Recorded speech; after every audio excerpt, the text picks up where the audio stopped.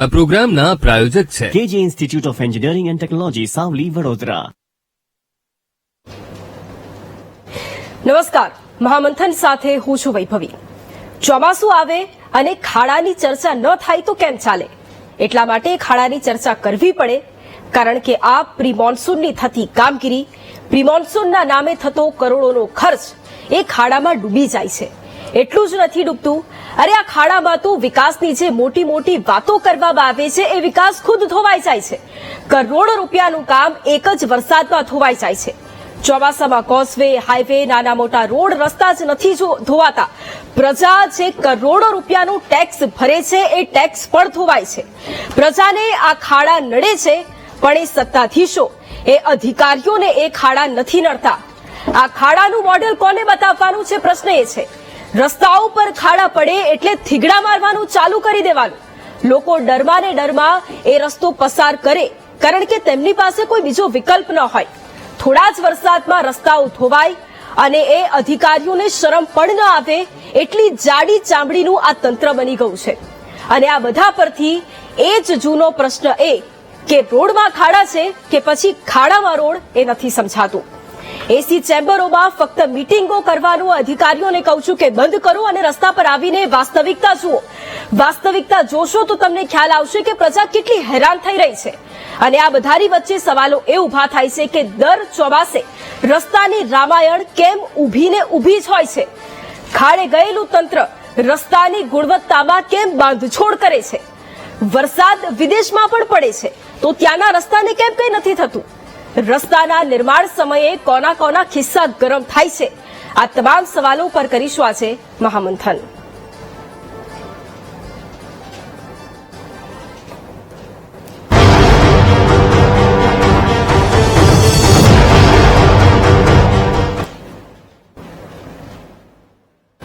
અને ચર્ચાની શરૂઆત કરીએ એ પહેલા રાજ્યના અમુક ભાગોના એ દ્રશ્યો મારે તમને બતાવવા છે. શું પરિસ્થિતિ છે? ખાડારાજ એમને નથી કહી રહ્યા. ખાડારાજ ખરેખર રસ્તા પર છે અને ખાડાઓનું સામ્રાજ્ય ખરેખર જાગ્યું છે. એ દ્રશ્યો પહેલા મારે તમને બતાવવા છે. આપણી ટીવી સ્ક્રીન ઉપર જે અત્યારે આપ દ્રશ્યો જોઈ રહ્યા છો એ બનાસકાંઠાના ધાનેરાના એક તરફના દ્રશ્યો છે. અને જ્યાં સ્પષ્ટપણે દેખાઈ રહ્યું છે કે બસ મોટા ખાડા અને ખાડાની અંદર વાહનો અવરજવર કરી રહ્યા છે. ભરૂચના એ દ્રશ્યો આપણી ટીવી સ્ક્રીન પર છે કે જ્યાં ખાડાનું એ સામ્રાજ્ય આપણે જોઈ રહ્યા છે. સુરતના હાઈવેના એ દ્રશ્યો છે જ્યાં થોડા જ સમય પહેલા ખાડીપુરની એ સમસ્યા સર્જાઈ હતી. ખૂબ અતિ ભારે વરસાદ વરસ્યો હતો અને માર્ગો પર પાણી તો ફરી જ વળ્યા, પરંતુ તેની સાથે સાથે ખાડાનું રાજ પણ આપણને અત્યારે દેખાઈ રહ્યું છે. રાજકોટના બીજા તરફના એ દ્રશ્યો છે કે જ્યાં રસ્તાની વચ્ચોવચ્ચ મસ્ત મોટા ખાડા છે, પરંતુ આ ખાડા લોકોને દેખાય છે, પરંતુ એ અધિકારીઓ એસી ચેમ્બરમાં બેઠેલા એ તમામ લોકોને નથી દેખાઈ રહ્યા. અન્ય બીજા દ્રશ્યો પણ જોઈશું. રાજકોટના ફરી એક વખત એ દ્રશ્યો મારે બતાવવા છે, કારણ કે આ દ્રશ્યો ફક્ત ખાડારાજના નથી, પરંતુ જે સ્પીડ બ્રેકર બનાવવામાં આવ્યું એ સ્પીડ બ્રેકર એટલું મજબૂત હતું કે એ પહેલા જ વરસાદમાં બનાવ્યું ત્યારે હવામાં ઉડી ગયું અને સાઈડ પર ખસી ગયું.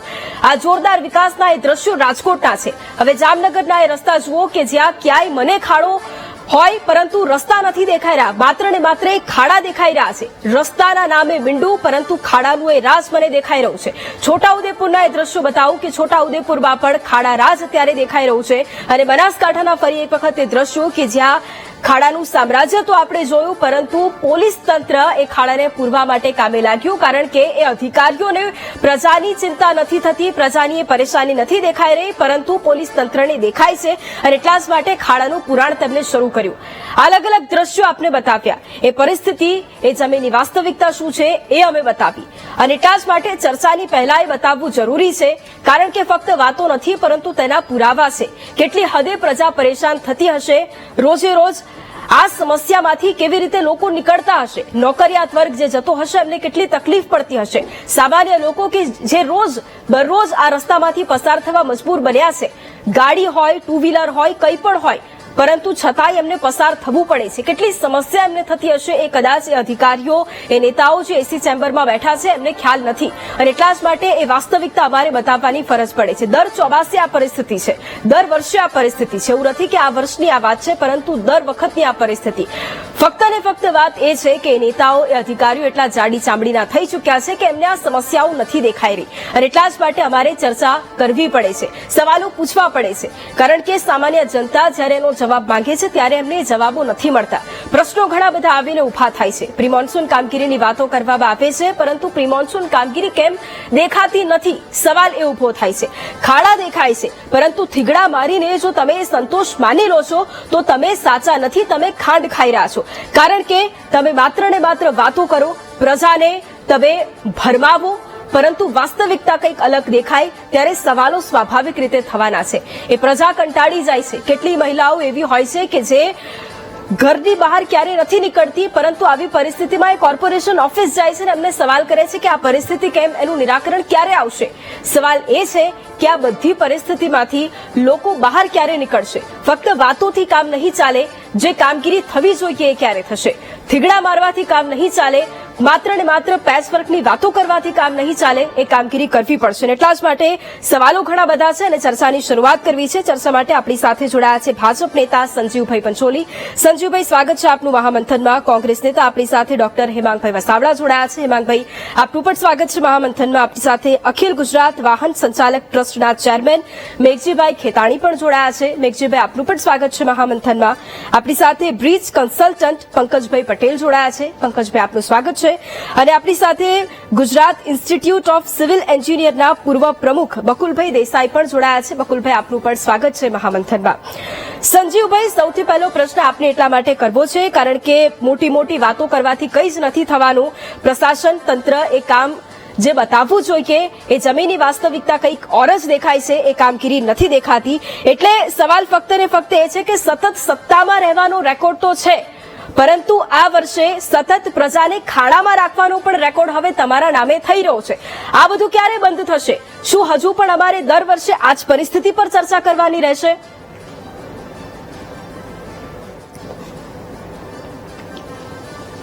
બેન, જે પ્રશ્નો ઉદ્ભવ્યા છે, ભારતીય જનતા પાર્ટીને ખૂબ ખેદ છે કે દર વર્ષે આપણે ચર્ચા કરતા હોઈએ, પરંતુ મારું કહેવું પણ એવું છે કે દુનિયામાં જ્યાં પણ રોડ છે ત્યાં ખાડા તો પડ્યા જ છે. એટલે હું કોઈ ઢાંક પીછોડો કરવા નથી માંગતો, પરંતુ સરકાર પણ સક્રિય રીતે આ બાબતે ખૂબ ગંભીરતાથી લેતી હોય છે. આપે જેમ કહ્યું તેમ પ્રી મોન્સૂન કામગીરી પણ કરવામાં આવતી હોય છે, અને હવે તો કોન્ટ્રાક્ટરોને 5 વર્ષના મેન્ટેનન્સ સાથેનો ઇજારો આપવામાં આવતો હોય છે. એટલે પહેલા જે પ્રશ્નો ઉદ્ભવતા હતા કે ભાઈ જે મટીરિયલમાં ચોરી કરે તો અને પછી એ પૈસા લઈને છટકી જાય, પરંતુ હવે એ પ્રશ્નો પણ નથી. એટલે સરકારનો પણ પ્રયત્ન હોય છે, અધિકારીઓનો પણ પ્રયત્ન હોય છે, પરંતુ આપણે ત્યાં જે વેધરની સિસ્ટમ છે, ખૂબ ગરમી પડે અને એ ગરમી પછી વરસાદ પડે, ઠંડી પડે, જ્યારે એના કારણે ટેમ્પરેચર વેરિએશનના કારણે પણ ક્યાંક ને ક્યાંક આ સંપૂર્ણ જગ્યાએ કે બધા જ રોડ પર ખાડા નથી પડ્યા કે બધા જ રોડ તૂટી નથી ગયા. 2-3-5% જગ્યાએ અથવા તો કે જ્યાં વધારે ટ્રાફિક છે એવા વિસ્તારોમાં ખાડા પડ્યા છે, અને તંત્ર પણ એની નોંધ લેતી હોય છે.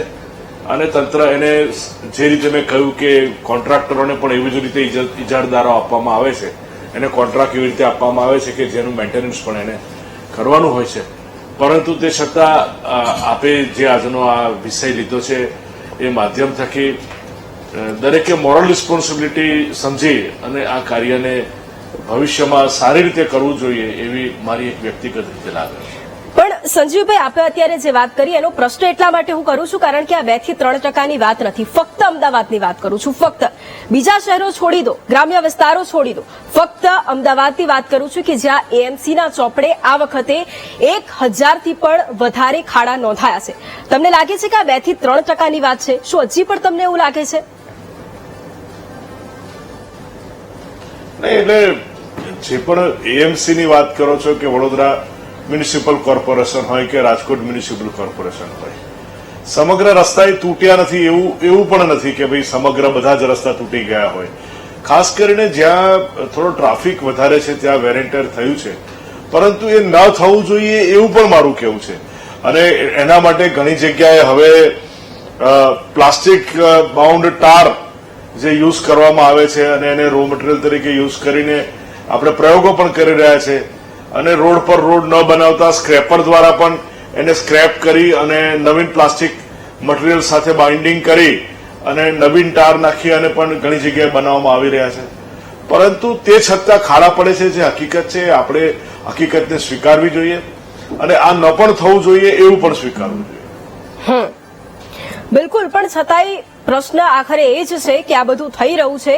કેટલી જગ્યાએ મહાનગરપાલિકાએ બુદ્ધિનું દેવાળું ફૂંકતી હોય અને છતાં એમને પ્રશ્ન પણ ન કરવામાં આવતા હોય, એ પણ સૌથી મોટી વાત છે. અને સૌથી મોટો સવાલ એટલા માટે છે કારણ કે સંજીવભાઈ, વરસાદ વરસી રહ્યો હોય અને છતાંય રાજકોટમાં ડામર પાથરવાની કામગીરી કરવામાં આવે. શું તમને આ કંઈક અલગ ટેકનોલોજી વિકસાવી છે અત્યારે કે વરસાદ વરસે અને ડામર પાથરવાનું કામ કરવામાં આવે? આમાં પણ કોઈ પ્રકારનો ઢાક પીછોડો? નહીં, આ પણ હું ચોક્કસ કહીશ કે ઓબ્વિયસલી આપણે બધા બૌદ્ધિક લોકો ભેગા થયા છે અને જેને પણ એ કૃત્ય કર્યું છે એ બુદ્ધિનું પ્રદર્શન છે, તો એને ચલાવી ન લેવું જોઈએ. બિલકુલ. મેઘજીભાઈ, પ્રશ્ન આપને, કારણ કે વાહનો મોટી સંખ્યામાં એ રસ્તા પરથી પસાર થતા હોય અને એમાં પણ જ્યારે ભારે વાહનો હોય ત્યારે સ્વાભાવિક રીતે એ તકલીફ ખૂબ વધારે રહેતી હોય, અકસ્માતનો ભય પણ રહેતો હોય. એટલે જ્યારે પણ કોઈ માલ સામાન લઈને કોઈ વાહન જતું હોય ત્યારે કેવી પરિસ્થિતિ ઉદ્ભવતી હોય છે, શું તકલીફ થતી હોય છે? અત્યારે તો જે રીતે રોડ રસ્તા જે અમુક મેન હાઈવે છે, જે અમદાવાદ બોમ્બે વાળો હાઈવે છે, એ આગળ સુરતથી આગળ જાઓ તો ગંભીર રીતે તૂટેલો છે અને એના કારણે ઘણી બધી વાહનોની સમસ્યા બી છે, અકસ્માતોનો ભય સેવી રહ્યા છીએ અને ગાડીઓ લેટ બી બહુ થાય છે અને નુકસાન બી બહુ આવે છે. જેમ મારા મિત્ર ભાજપના મિત્રએ કીધું એ વાત એમની 100% એવું લાગે. સરકાર પૈસા ફૂલ ફાળવે છે રોડ રસ્તામાં, પણ વપરાવાની કંઈક મને એમ લાગે છે કે કંઈક કમી હોય એવું મને દેખાઈ રહ્યું છે. બીજું કે અગાઉ પહેલે આપણી પાસે આટલા બધા મોટા વાહનો નહોતા. આજથી તમે 25 વર્ષ પહેલાના જો આપણે વાહનોની જો વાહનોની સંખ્યા જુઓ, વાહનોના લોડ પેડ જુઓ, ત્યારે આપણી પાસે 6 વ્હીલ સુધીની ટ્રકો કે બસો કે એવી હતી. હવે બહુ મોટી મોટી બસો બી આવી ગઈ અને મોટા ટેલરો ને જબરજસ્ત એનો વિકાસ થયો. તો મને એમ લાગે છે કે આપણે હજી જૂની પદ્ધતિમાં જ હોઈએ ને એના કારણે એમની એક ગાઈડલાઈન હોય એ પ્રમાણે જ રોડ બનતા હોય, એના કારણે ભારે વાહનોના કારણે રસ્તાઓ તૂટી જતા હોય છે.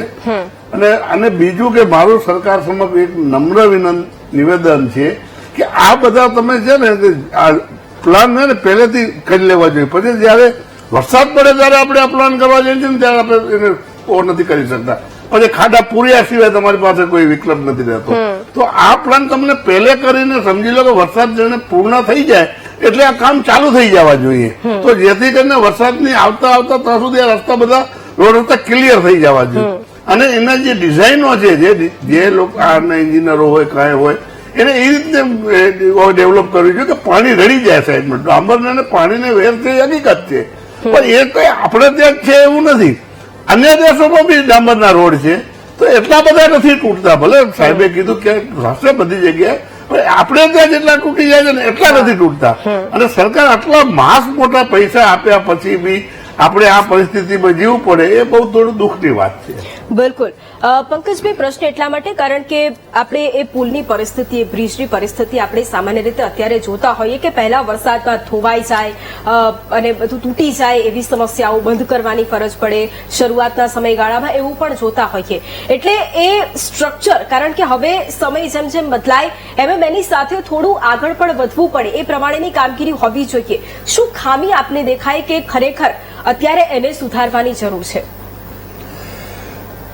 આપણા કોઈ પણ રાજ્યની અંદર આપણા જે રોડ હોય છે ને એ 5 થી 6 કેટેગરીના હોય છે.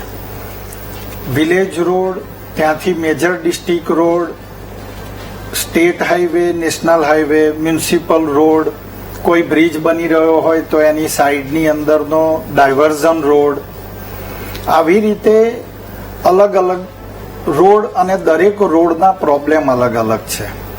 હવે આપણે એક્સલ રોડની વાત કરીએ, જેમ મેઘજીભાઈએ વાત કરી કે કોઈક એક વિલેજ રોડ કે મેજર ડિસ્ટ્રિક્ટ રોડ એ એક વખત 25 વર્ષ પહેલા કે 20 વર્ષ કે ઇવન 15 વર્ષ પહેલા બન્યો, ત્યારે મેજર ડિસ્ટ્રિક્ટ રોડનું એક્સલ રોડ ડિઝાઇનિંગનો એક ક્રાઇટેરિયા હોય છે અને જુદા જુદા પ્રકારની જે સોઇલ હોય, માનો કે સુરત અને અંકલેશ્વર તો ત્યાં આગળ બ્લેક કોટન સોઇલ છે, આપણે આ બાજુ રાજકોટ બાજુ આવીએ તો એ રોકી સ્ટ્રાટા છે. તો દરેક સ્ટ્રાટા પ્રમાણે પણ આપણા IRC ની ગાઈડલાઈન અને કોડ છે એ પ્રમાણે રોડની ડિઝાઇન થતી હોય છે. હવે અત્યારે બે વસ્તુઓ બની છે. છેલ્લા 5 કે 10 વર્ષની અંદર આપણે આપણા વિકાસની હરણફાળ પ્રમાણે હવે એક્સલ લોડ ખૂબ વધી ગયા છે. હવે એક્સલ લોડ વધ્યા, એ એક્સલ લોડ પ્રમાણે એન્જિનિયર્સ ડિઝાઇન પણ કરતા હોય છે. પણ માફ કરજો, પણ રેતી કપચી કે માલ સામાન ભરીને જે જાય છે તે 25 ટનની, ધારો કે એના ટ્રકની લિમિટ હોય, એમાં 40 ટન ભરીને જાય અને જે રોડ 15 ટન કે 19 ટનની એક્સલ માટે ડિઝાઇન કર્યો હોય એની ઉપરથી 35 ટનની એક્સલ પસાર થાય અને એ જ વખતે પાણી પણ હોય, એ રોડ શું કરે? એટલે એવું નથી કે આ એકમાત્ર કારણ છે, પણ આ વન ઓફ ધ રીઝન છે કે આપણે જે કઈ રોડ ઇનિશિયલી બનાવેલા હોય ત્યારે એનું દરેક ક્રિસ્ટ જે બનાવેલું હોય એ એક એક્સલ લોડ માટે હોય.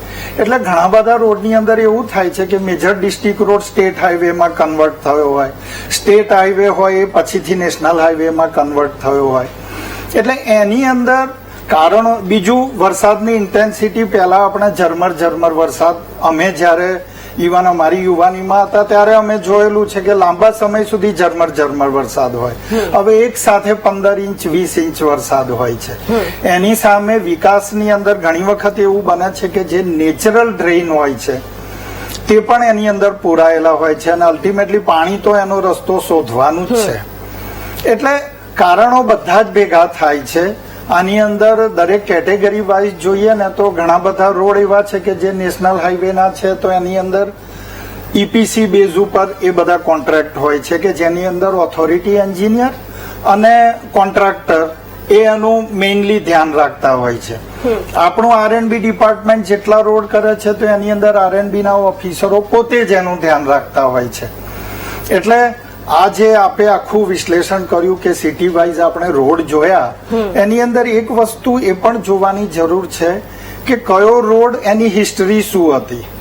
આગળ એ રોડ ખરેખર તૂટેલો જ હતો અને ચોમાસાની અંદર પાણીની એની ઉપર અસર વધારે થઈ છે, અથવા આપણું બજેટ એલોકેશન અલ્ટિમેટલી ભલે ગુજરાત આખા દેશની અંદર ખૂબ જ વિકસિત છે, પણ આપણે હજુ વિકાસશીલ છીએ. આપણા એક્સપેક્ટેશન છે, મોદી સાહેબે સરસ આપણે વિકાસ એટલો સ્પીડમાં કર્યો છે કે પબ્લિકનું પણ એક્સપેક્ટેશન છે કે કશું જ ના થવું જોઈએ, પણ આપણા બજેટની પણ એક લિમિટ હોય છે કે ભાઈ નવા રોડ આટલા બનાવી શકીએ, આપણે જૂના રોડ છે એનું મરામત કરીએ તો એની અંદર પણ બજેટનું એક એલોકેશન હોય, એની અંદર આપણે કેટલું પહોંચી વળીએ છીએ, આપણી મશીનરીના જે લિમિટેશન્સ છે એ પ્રમાણે કેટલું પહોંચીએ છીએ, એ બધા જ ફેક્ટર્સ એની અંદર કારણભૂત રહે છે. બિલકુલ. હેમાંગભાઈ, સવાલ આપને, કારણ કે રાજકોટની જ હું એ વાત કરું, આપે પણ એ વિડીયો જોયો હશે કે જે સ્પીડ બ્રેકર બનાવવામાં આવ્યું, એ સ્પીડ બ્રેકર વરસાદમાં સાઈડ પર જતું રહ્યું અને આમ જોવા જઈએ તો લોકો એની પર હસતા રહ્યા, પણ આ હસવા જેવી વાત નથી. આ ખરેખર એક સવાલ ઉઠાવવા જેવી વાત છે, કારણ કે એક સામાન્ય સ્પીડ બ્રેકર તમે બનાવો અને એ પણ પહેલા વરસાદમાં એની શું હાલત થતી હોય ત્યારે સવાલો ઘણા બધા ઉભા થાય છે. મારો પ્રશ્ન આપને એ છે કે દર ચોમાસે આ પરિસ્થિતિ હોય છે. આપણે એ પણ જોયું છે કે રાજકોટમાં જ ભર વરસાદે ડામરનો રોડ છે પાથરવામાં આવતો હોય. હવે સૌથી પહેલો પ્રશ્ન એ કે શું વિપક્ષે આ મુદ્દે જવાબ માંગ્યો છે? કારણ કે સવાલ એ છે કે તમે કેટલા સવાલ કર્યા. સવાલ એ કરશો કે ના, આ પરિસ્થિતિ છે, એમાં શું કામગીરી થઈ, આવું ન થવું જોઈએ, અમે આમ કર્યું તેમ કર્યું, પણ કેટલી કંપનીઓને બ્લેકલિસ્ટ કરી, તમે એનો જવાબ માંગ્યો ક્યારે?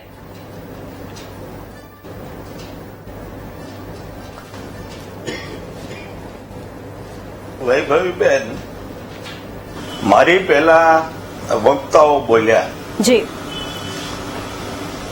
ગુજરાતની પ્રજાનું ધ્યાન દોરી દઉં કે જે પંકજભાઈ બોલ્યા, જે મેઘજીભાઈ બોલ્યા, જે સંજીવભાઈ બોલ્યા, આ તમામ મુદ્દાઓ હલ કરવાની જવાબદારી સરકારની છે. બિલકુલ. પ્રજાએ તો કરવાના નથી. તો જ્યારે રોડ રસ્તા તૂટી રહ્યા છે ત્યારે જવાબદારી શું કામ સરકારની ફિક્સ ન થાય? વાહનો વધ્યા, સ્ટેટ હાઈવે માંથી નેશનલ હાઈવે થયો, બધી વાતો મેં સાંભળી. મને એવું લાગ્યું કે મૂળ મુદ્દાને અડતા ત્રણેય, સંજીવભાઈ તો ન બોલે પણ બાકીના બે પૂર્વ વક્તાઓએ પણ એક રિઝર્વેશન રાખ્યું. સૌથી મોટા બે કારણો છે. એક, સરકાર એટલે ભારતીય જનતા પાર્ટી અને એના અધિકારીઓ, એના તાબાના અધિકારીઓની બેદરકારી અને ભ્રષ્ટાચાર. આ વાત, આ મુખ્ય કારણ છે. વરસાદ ભારતમાં પડે છે તો લંડનમાંય પડે છે, વરસાદ સ્વિટ્ઝરલેન્ડમાંય પડે છે. સંજીવભાઈ તો બધી દુનિયામાં ફરે છે, મારા મિત્ર છે એટલે મને ખબર છે. હું ફર્યો છું દુનિયાના 17 દેશમાં. ક્યાંય મેં આવા ખાડા ખબડા વાળા રસ્તા, બરફ પડ્યો હોય, વરસાદ પડ્યો હોય, ક્યાંય જોયા નથી. જો તમે આયોજન નથી કરી શકતા, મેઘજીભાઈ ને પંકજભાઈ ને હું કહું છું, તો તમારે રાજીનામું આપી દેવું જોઈએ. આવતે વર્ષે કેટલા ટ્રક વધશે, કેટલી ટ્રકની મુવમેન્ટ વધશે, 4ના 6 એક્સેલ થશે, 6ના 12 એક્સેલ થશે. આ જો સરકારનું ધ્યાન ન હોય અને એ જ રીતે રસ્તા બનાવ્યા કરતા હોય તો એ લોકોએ તાત્કાલિક રાજીનામું આપી દેવું જોઈએ. એમાં કોઈ શંકા સ્થાન નથી. તમે વિકાસની વાત કરો ને વિકાસનું આયોજન ના કરી શકો. 10 વર્ષ પછી રાજકોટમાં કેટલી વસ્તી થશે એનો પ્રોજેક્ટેડ રેશિયો ખબર હોય, વાહનો ઉપરથી તમને આંકડો ખબર હોય, આ રસ્તા ઉપર કેટલા વાહનો ચાલશે એનું એક સર્વે તૈયાર હોય, એ પ્રમાણે ડિઝાઇન બનાવવાની હોય. પણ એ વાત જ નથી. કારણ કે બધું જ જે પ્રજા વાત કરે છે બેન, એ 20% કરપ્શનની વાત છે. કોન્ટ્રાક્ટરો પાસથી કમલમ બન્યા છે એટલે કોન્ટ્રાક્ટરને કઈ કહી શકાય નહીં. ડાયરી મેં કીધું છે, નરેન્દ્રભાઈ રાજસ્થાનમાં બોલ્યા હતા ડાયરી. અહીં તો દરેક અધિકારી પર ડાયરી છે. આ કોર્પોરેટરને આટલા આપ્યા, આ મિનિસ્ટરને આટલા આપ્યા, આ ધારાસભ્યને આટલા આપ્યા. એક પણ કંપનીને એ લોકો બ્લેકલિસ્ટ કરતા નથી. શું બ્લેકલિસ્ટ કરે? સંજીવભાઈ હમણાં બોલશે. શું બ્લેકલિસ્ટ કરે? નામ બ્લેકલિસ્ટ કરે. મારી કંપની ફોર્ચ્યુનર કંપની હોય તો બ્લેકલિસ્ટ કરે એટલે હું રામ કે શ્યામ કે ઇનોવા કે ટોયોટો કંપની લઈને આવી જાઉં અને મને પાછા કોન્ટ્રાક્ટ મળી જાય. કંપની બ્લેકમેલ થતી જ નથી, ખાલી નામ બ્લેકમેલ થાય છે. એટલે એનું કારણ છે કે મેં 20% આપ્યા છે, ક્યાંક 25% આપ્યા છે. એટલે મને તો બ્લેકમેલ કરવાની, બ્લેક લિસ્ટ કરવાની એ લોકોની ઓકાત નથી. આજે મને બહુ આનંદ થયો, ભૂપેન્દ્રભાઈએ નવો ઠરાવ જીડીસીઆરમાં લઈ આવે કે શહેરી વિસ્તારમાં 30 કિલોમીટરની ઝડપે વાહન ચલાવવાના. આજના માધ્યમોની હેડલાઇન છે 30 કિલોમીટરે. જો 30 કિલોમીટરે વાહન ચલાવવાને, અત્યારે તો 0 કિલોમીટરે હાલે, 2 કિલોમીટર એટલે ખાડા ખબડા. 30 કિલોમીટર કેવો આશાવાદ બતાવ્યો કે શહેર વિસ્તારના રસ્તા એવા હશે કે 40, 50, 60 વાહન હાલે. 30 નો કાયદો લાવે. પેલા 30 થાય એવો રસ્તા તો કરો. એટલે આખી જે વાત છે બધી ટેકનિકલ બાજુ એક બાજુ, ભ્રષ્ટાચારનો બોરિંગ, જે 5 સ્ટાર કમલમો થાય છે એ આ રસ્તામાંથી જ થાય છે. અને મારે પ્રજાને એક કહેવું છે કે આપણે વારે વારે રસ્તાની વાત ન કરો, આપણે ભ્રષ્ટાચારની વાત નહીં કરો. એ લોકોએ મત આ નામે નથી લીધા. તમે જે મત આપ્યા છે એના કારણો જુદા છે, એ કારણે તમે મત આપો છો ને હવે પછી તમે ખાડાની વાત કરો. આ કેમ ચાલે? એટલે ખાડા સહન કરવાના જ છે, આ વાત નક્કી છે. ઓકે બકુલભાઈ, પ્રશ્ન આપને, કારણ કે સામાન્ય રીતે કોઈ પણ ઋતુ હોય એની અંદર હવે તો એવી પરિસ્થિતિ આવી ગઈ છે કે ફક્ત ચોમાસામાં નહીં, ઘણી વખત તો એ પણ હવે આશ્ચર્ય નથી થતું કે આ સામાન્ય દિવસોમાં પણ ક્યાં રસ્તા ખરાબ થઈ ગયા, ક્યાં ભૂવો પડી ગયો, એ પણ આપણે જોતા હોઈએ છીએ. એટલે આપણી પાસેથી થોડું એ પણ સમજવું છે કે એક વખત બની તો જાય, કદાચ હવે તો બને એ પહેલા જ ઘણા બધા પ્રશ્નો હોય, પણ બની જાય ઘણી વખત, પરંતુ છતાંય એમાં એ જાળવણીનો અભાવ એ ખરેખર આવી બધી પરિસ્થિતિઓ પર અસર કરે છે. આમાં કેવું છે સાહેબે જે વાત કરીને એકચ્યુઅલી શું છે કે પ્લાનિંગ સ્ટેજ ઉપર તમારે નક્કી કરી લેવું પડે. માનો કે તમે કોઈ ટીપી સ્કીમ પ્લાન કરો છો કે અમદાવાદનું વિસ્તરણ કરી રહ્યા છો, માનો કે અત્યારે સેલા ને બોપલ ને તમે અત્યારે અમદાવાદમાં લીધું, પણ અત્યારે સેલાની હાલત એવી છે કે એકલા સેલા રોડ ઉપર જ 1000 ખાડા છે. તમે ભૂવાઓ પડી જાય છે. હમણાં 2 દિવસ પહેલા અમિતભાઈ સાહેબ અહીંયાથી નીકળ્યા હતા આ સાણંદ જવા, તો શાંતિપુરા બ્રિજ નીચે એટલો બધો ટ્રાફિક જામ હતો 2 કિલોમીટર સુધી. તમે સમજો, કારણ કે બ્રિજ નીચે કોઈ રસ્તો જ નથી. એટલે પ્લાનિંગ લેવલે શું છે કે તમે કોઈ જગ્યાએ પરવાનગી આપો એ પહેલા ત્યાં આગળ રોડ, રસ્તા, ડ્રેનેજ, મેઇન રસ્તા તૂટવાનું કારણ શું છે કે પહેલા તો પ્લાનિંગ તમારું ઓકે જ છે. બીજું, તમારે જયારે રોડનું લેવલ તમે નક્કી કરો ત્યારે તમારે કન્ટૂર અને ક્રાઉન થી શોલ્ડર તરફનો ઢાળ રાખવો પડે, એટલે પાણી રોડ ઉપર રહે નહીં. હવે કેટલાય બધા રસ્તા એવા છે કે બંને બાજુ ઢાળ હોય અને પાણી વચ્ચાઈને ઉભો રહીને ત્યાં જ ખાડો પડે, કારણ કે પાણીને અને ટારને દુશ્મની છે. પાણી ભેગું થયું નથી કે ટાર સંકોચાઈ ગયો નથી ને તૂટ્યો નથી. એટલે તમારે ધ્યાન આપવું પડે, તમારે કંટ્રોલે ધ્યાન જવા પડે. અમે જોયું છે કે નેશનલ હાઈવે 3 ફૂટ 4 ફૂટ ઊંચા એનપીસી પ્રમાણે કરીએ છીએ, પણ પછી જે આજુબાજુના ડેવલપમેન્ટ થાય છે એ લોકો પુરાણ કરીને એ લેવલ લાવી દે છે. એટલે શું થાય છે કે એ પાણી બી રસ્તા ઉપર આવે છે, અને રસ્તા ઉપર પાણી ના આવવું જોઈએ એના બદલે બધી સોસાયટીઓના પાણી બી રસ્તા ઉપર આવી જાય છે. એટલે પરિસ્થિતિ શું છે કે તમારે પ્લાનિંગ લેવલે, કન્ટૂર લેવલે, એના લેવલિંગ લેવલે અને એનું નેચરલ ડ્રો જે હોય, પાણી ડ્રો ડાઉનનો નેચરલ જે ફ્લો હોય એને તમારે બંધ ના કરાય, એને તમારે ખુલ્લો રાખવો પડે. અત્યારે તમે જાઓ તો તમે શાંતિપુરામાં ગટરમાંથી ફુવારા નીકળે છે, કારણ કે ત્યાં ડ્રેનેજ લાઈન જ નથી. તમે સમજ્યા? હવે પાણી રસ્તા ઉપર આવવાનું, હવે રસ્તો તૂટી જ જવાનો છે ત્યાં. એવી રીતે તમે જોધપુર કે બાજુ જુઓ તો ત્યાં આગળ બધો તમે વ્હાઇટ ટોપિંગ રોડ કર્યો છે, પણ આજુબાજુના શોલ્ડર છે એ બધા શું કહેવાય કે ટારના છે. હવે ત્યાં પાણી ભેગું થવાનું એટલે તાર તૂટવાનો જ છે. એટલે મારી દ્રષ્ટિએ એવું છે કે સાહેબે જે કહ્યું ને કે ભાઈ તમે પ્લાનિંગ કરો, પણ પ્લાનિંગ લેવલે જ બધું પરફેક્ટ થવું જોઈએ. આજે તમે યુએસએ જાઓ, યુકે જાઓ કે કોઈ બી યુરોપિયન કન્ટ્રીમાં જે આપણે એમ કહીએ છીએ કે ભાઈ બહુ પ્રગતિશીલ આપણા કરતા આગળ છે, એ લોકોને ત્યાં એક જગ્યાએથી માટી કાઢીને બીજી જગ્યાએ પુરાણ કરવાની બી પરવાનગી લેવી પડતી હોય. આપણે તો અહીંયા શું છે કે મકાન બનાવ્યું ને રોડના લેવલ સુધી લાવી દો, પછી રોડના લેવલથી 3 ફૂટ ઊંચું કરો એટલે બધું પાણી ઘરનું રોડ ઉપર જ જાય, તો રોડનો તો તૂટવાનો જ છે રોડ. એટલે પ્લાનિંગ જ પરફેક્ટ હોવું જોઈએ. તો પ્લાનિંગ પરફેક્ટ ના હોય તો તમે ગમે તેટલા સારા રોડ બનાવો, ગમે તેટલો સારો કોન્ટ્રાક્ટર હોય, પણ એ રોડ તૂટવાનો જ છે બેન. અને ત્યાં પછી ખાડા જ પડવાના છે, કારણ કે એ બધે તો તમે આરસીસી ના રોડ કે વ્હાઇટ ટોપિંગ રોડ કરી નથી શકવાના. એટલી પરિસ્થિતિ એ છે કે પ્લાનિંગ ઉપર અને એના ઇમ્પ્લિમેન્ટેશન ઉપર ધ્યાન આપવાની જરૂર છે. હું સરકારને વિનંતી કરીશ કે પ્લાનિંગ સ્ટેજે જ આ બધું થઈ જવું જોઈએ કે ભાઈ તમારે આજે તમારે સમજો કે જે સ્ટોર્મ વોટર લાઈન નથી તો પાણી જે ભરાય છે ક્યાં ઉભું રહેવાનું છે? વરસાદ પડશે તો પાણીનો નિકાલ થવો જોઈએ. પાણીનો નિકાલ ના થાય એટલે રસ્તા તૂટવાના છે, રસ્તા તૂટવાના છે એટલે એમાં ખાડા પડવાના જ છે. એટલે સ્ટોર્મ વોટર તમારી પરફેક્ટ હોવી જોઈએ. જે સ્ટોર્મ વોટરમાં આપણે માર કહી રહ્યા છીએ, આપણી સ્ટોર્મ વોટર લાઈન નથી બરોબર નાખેલી હોતી, ક્યાં તો ભૂવા પડી જાય છે, ક્યાં તો લીકેજ હોય છે. આ ભૂવા પડવાનું કારણ એ જ છે કે સ્ટોર્મ વોટર કે ગટર લાઈનમાંથી લીકેજ થયું હોય 2 પાઇપના જોઈન્ટમાંથી. બકુલ, આપની પાસે ફરી પણ આવીશ અને આગળ શું સ્ટેપ લેવા જોઈએ એની પણ આગળ આપણે ચર્ચા કરીશું. સંજીવભાઈ, પ્રશ્ન એ કારણ કે ઘણા બધા સવાલો, કારણ કે સરકારને એટલા માટે સવાલો પૂછવામાં આવે કારણ કે લોકોને અપેક્ષા હોય કે અમારા જે પ્રશ્નો હશે એનું નિરાકરણ આવશે.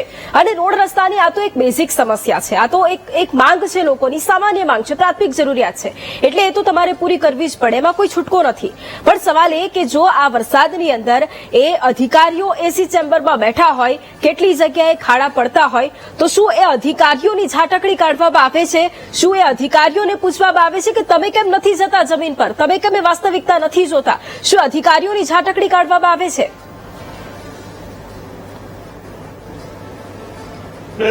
અધિકારીઓ મહદ અંશે જવાબદાર નથી હોતા, નથી કોન્ટ્રાક્ટર જવાબદાર હોતા, પરંતુ જે પરિસ્થિતિ ઉદ્ભવતી હોય છે, હવે ખાડા પડવાના મુખ્ય કારણો આપણે સમજીએ તો એક તો આપણે ત્યાંની મોટી વસ્તી, હેવી ટ્રાફિક આ એક કારણ છે, પરંતુ એને આપણે એ કારણ ન પણ ગણી શકાય એટલા માટે કે જે ટેકનોલોજી છે એ ટેકનોલોજીમાં હવે બદલાવ લાવવો જોઈએ.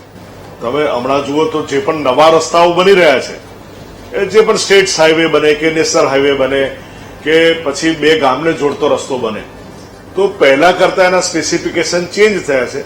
એનું કારણ પણ એ છે કે જે વ્હીકલની જેમ અગાઉ પંકજભાઈએ પણ કહ્યું, મેઘદીપભાઈએ પણ કહ્યું કે ભાઈ હવે 25 ટન અને 40 ટનની ટ્રકો રોડ પર ફરે છે, તો એ ભારને વહન કરવાની ક્ષમતા વાળો રોડ આપણે બનાવવો જોઈએ. ભૂતકાળના જે રોડ છે અને ઘણી જગ્યાએ ગામડાઓમાં જ્યાં બ્લેક કોટન સોઇલ છે ત્યાં સબગ્રેડ ફેલિયર થતું હોય છે. વર્ષો પહેલા એક વડોદરા હાઈવેનો હાલોલનો એક હાઈવે બનેલો કે જે એમાં 1.5 ફૂટનું એક આખું સેન્ડનું લેયર અને પછી જે ટેકનિકાલિટી થઈ ત્યારબાદ આજે લગભગ બધા જ નવા હાઈવે એનાથી પણ આગળ બને છે, કારણ કે પહેલા આરસીસી બને છે, જે પણ નેશનલ હાઈવેઝ બન્યા છે તો એના સબગ્રેડ સ્ટ્રોંગ કરી અને એના ઉપર આરસીસી પણ આખું ડિઝાઇન કરીને બનાવવામાં આવે છે કે જેને વર્ષો સુધી કઈ ન થાય. પરંતુ જ્યાં રોડ તૂટે છે એ રોડનું સબગ્રેડ પણ નવીનસરથી સબળ બનાવવું જોઈએ અને એમાં જે પ્લાસ્ટિક મોલ્ડેડ સ્ટાર હોય છે એનો ઉપયોગ કરવો. આપને સવાલ કરેક્ટ છેલ્લા એક મિનિટમાં આપની પાસે રીડિઝાઇનિંગ એક મિનિટમાં આપની પાસેથી હેમાંગભાઈ હવે એ જવાબ લઈશ, કારણ કે ઘણી બધી વખત કરપ્શનની વાતો આવતી હોય ત્યારે ઘણા બધા મંત્રી પુત્રોના નામ સામે આવતા હોય, વિપક્ષ પણ એમાં પાછળ નથી રહેતું, પરંતુ એ જ સહકાર જ્યારે પ્રજા માટે કામ કરવાની વાત આવે ત્યારે એમાં અમને દેખાશે. 1 મિનિટમાં જવાબ. સરકારે હંમેશા પ્રજાલક્ષી કામ કરવા જોઈએ અને જ્યારે ભારતીય જનતા પાર્ટી આટલા વર્ષોથી સત્તા પર હોય તો સંજીવભાઈ, મારો પ્રશ્ન હેમાંગભાઈને હક છે અને સંજીવભાઈ, મારો પ્રશ્ન હેમાંગભાઈને છે. હા, એટલે સારું કાર્ય. હા, ઓકે, સોરી. હેમાંગભાઈ, મારો અવાજ આવી રહ્યો છે આપને? બેન, વૈભવીબેન પ્રશ્ન રિપીટ કરો. જી હેમાંગભાઈ, પ્રશ્ન ફરીથી પૂછો. પ્રશ્ન મારો એ છે કે ઘણી વખત આપણે હમણાં થોડા સમય પહેલાની જ વાત કરી, મનરેગાનું એક કૌભાંડ સામે આવ્યું, એમાં મંત્રીપુત્રોના નામ સામે આવ્યા, થોડા સમય પછી ખુદ વિપક્ષમાંથી નેતાઓના નામ સામે આવી રહ્યા છે. એટલે કરપ્શનમાં જ્યારે નેતાઓના નામ સામે આવતા હોય એમાં એક સાથ દેખાતો હોય, તો હવે શું જ્યારે આ એક પ્રજા માટેની કામગીરી છે એ કામગીરીમાં હવે વિપક્ષ અને પક્ષ એક સાથે દેખાશે? કઈ કામગીરી પર? કોઈ પણ પ્રજાની કામગીરી, એમાં કોઈ એક કામગીરીની વાત નથી, રોડ રસ્તાની કામગીરીની વાત નથી કે પછી કોઈ એક ફક્ત સામાન્ય પીવાના પાણીની સમસ્યા હોય, પ્રાથમિક જરૂરિયાત હોય, ફક્ત એની વાત નથી, તમામ સમસ્યા. મને વૈભવીબેન એવું લાગ્યું છે કે આ બહુ મોટિવેટેડ ક્વેશ્ચન આપે વિથ એજન્ડા પૂછ્યો છે. જ્યારે રોડ રસ્તાની વાત કરીએ ત્યારે તમે મનરેગાની વાત અને વિપક્ષની વાત લઈ આવો એટલે મને એવું લાગે છે કે ક્યાંક આપે આ એજન્ડાથી આ પ્રશ્ન પૂછ્યો છે. ના, બિલકુલ કોઈ એજન્ડાની ફક્ત વાત નથી. મારો પ્રશ્ન સીધો એ જ હતો કે તમે સવાલ ઉઠાવતા હોય, બિલકુલ આ કોઈ એજન્ડાલક્ષી પ્રશ્ન નહોતો, આ એક સામાન્ય પ્રશ્ન હતો. તમે ના, આ કોઈ એજન્ડાલક્ષી પ્રશ્ન નહોતો, એક સામાન્ય પ્રશ્ન એ હતો કે જ્યારે આવી કોઈ પરિસ્થિતિ આવે અને એની અંદર જ્યારે સરકારને સવાલ પૂછવાની વાત આવે એ તો કરવાનું જ, પરંતુ જ્યારે પ્રજા માટે સરકાર સાથે મળીને જો કામ કરવાની વાત આવે તો કરશો કે નહીં? પ્રશ્ન ફક્ત મારો એક જ છે. જો કદાચ તમને એવું લાગતું હોય કે એજન્ડા લક્ષી પ્રશ્ન છે તો એ નથી, સવાલ પણ ના પૂછી શકાય તો પછી એ ખોટું. રોડ રસ્તા બનાવવામાં અમે કામે લાગીએ, તમે ધ્યાન દોરી શકો, વિપક્ષ તરીકે તમારી એ ફરજ તો તમે એટલીસ્ટ માનો છો કે તમે ધ્યાન દોરી શકો. અમે અમારી ફરજ, બેન, આપને કદાચ ધ્યાન બહાર ગયું હશે, અમારી ફરજ અમે નિભાવીએ છીએ. આજે જ રાજકોટના તમામ માધ્યમો જોવો, રોડ રસ્તાની વાત અમે જ કરી છે, કોંગ્રેસે જ રજૂઆત કરી છે. જ્યારે પણ પ્રશ્ન ઉભા થયા છે ત્યારે કોંગ્રેસે વિધાનસભા લગી પ્રશ્નો કર્યા જ છે. એટલે ચોક્કસપણે વાત બહુ સ્પષ્ટ છે કે અમારે જે રોલ કરવાનો છે, આજે આપના માધ્યમ ઉપર અમે આવીને જે બોલવાનું છે એ બોલ્યા જ છીએ આપની ચેનલ ઉપર. અમે પ્રજાનો અવાજ ઊંચો કરવા માટે જ વિપક્ષ સર્જાયો છે, સરકારને મદદ કરવા માટે અમે નથી. પોઝિટિવ કામ, પ્રજા કલ્યાણના કામ સરકાર સારા કરતી હોય તો વખાણ કરશું જ, એમાં પાછા નહીં પડીએ. પણ કામ તો આમળશું. આ રસ્તામાં ભ્રષ્ટાચાર છે ને છે, ઓકે ગુજરાતનો ઝટપટ કરો મદદ તમે. મદદ પ્રજાને 90% કરવાની છે, પ્રજા કહેશે મદદ કે પ્રજાને બીજેપી કરવાની છે. વાત ફક્ત પૈસા એટલી જ ખાઈ છે. જાય છે, અમારી સાથે આપ તમામ આ ચર્ચામાં જોડાયા, તમામનો ધન્યવાદ. અને એ જ વાત કે દર વખતે ખાડારાજની વાતો થતી હોય છે, પરંતુ એની કામગીરી, એ જે કામગીરી નક્કર થવી જોઈએ, એ ક્યારે થશે અને પ્રજાની એ સમસ્યાનો અંત ક્યારે આવશે, એ હવે જોવું રહેશે. અને આગળ વિરામ બાદ એ પણ વાત કરવાની છે, કારણ કે એન્ટી એજિંગ ટ્રીટમેન્ટ જેનું પ્રમાણ અત્યારે સતત વધી રહ્યું છે, એની પાછળ શું ખરેખર જે અમુક સમસ્યાઓ એવી કે જેમાં લોકોનું ધ્યાન ખરેખર હોવું જોઈએ, લોકોને ખબર હોવી જોઈએ કે એનાથી શું પરેશાની થઈ શકે છે, એની પર ચર્ચા કરીશું. પરંતુ રોકાઈશું એક બ્રેક માટે.